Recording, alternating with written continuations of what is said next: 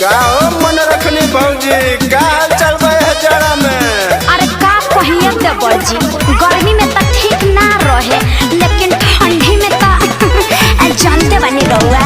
हाँ तो खूब घी पिया तारू ना भैया के कोरा में कम्बल ओढ़ के। अरे तो का करी जारा के दिन बा। हाँ तो चापल धर के तोहरे मुराद बा।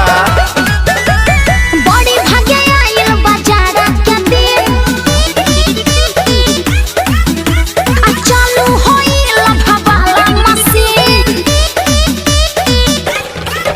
अरे बड़ी भागे आइल बाजारा के दिन, चालू होइल भवाला मशीन। सापो के जड़ से लपटल रहे। अरे सरदी में सोया हमर सटल रहे। सरदी में सोया सटल रहे। आ गर्मी में भर दिन हटल रहे।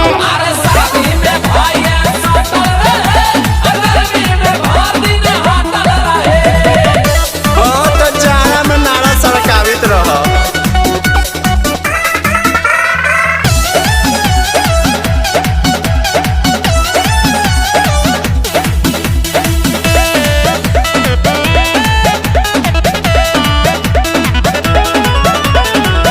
अब ही ठंडा घर में फुआरा बिछावेला।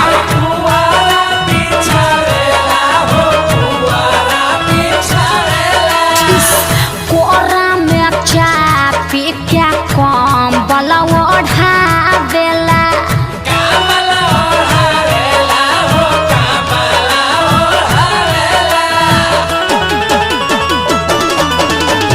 अब ही ठंडा घर में पुआरा बिछावेला।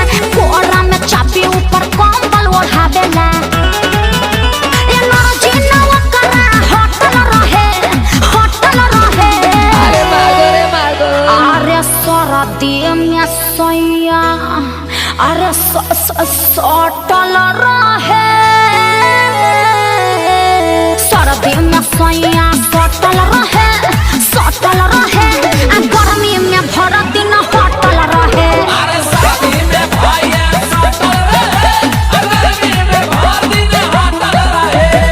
अरे भौजी हमरो जाड़ा में पारा चढ़त बा। और कहाँ जाई रे?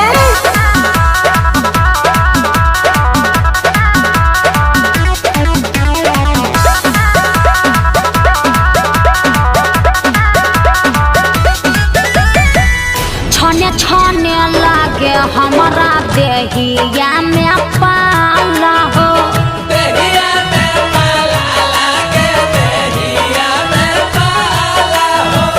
गोड़वा में गोड़ जबा अर्जुन हमारा छुआला हो।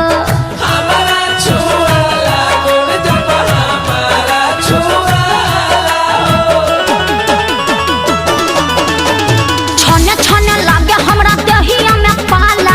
गोड़वा में गोड़ जब हमारा छुआला। अरे माने न बतिया डटल रहे। अरे सरदी में सैया सटल रहे। का कही सरदी में सैया सटल रहे। आ गर्मी में भर दिन हटल रहे।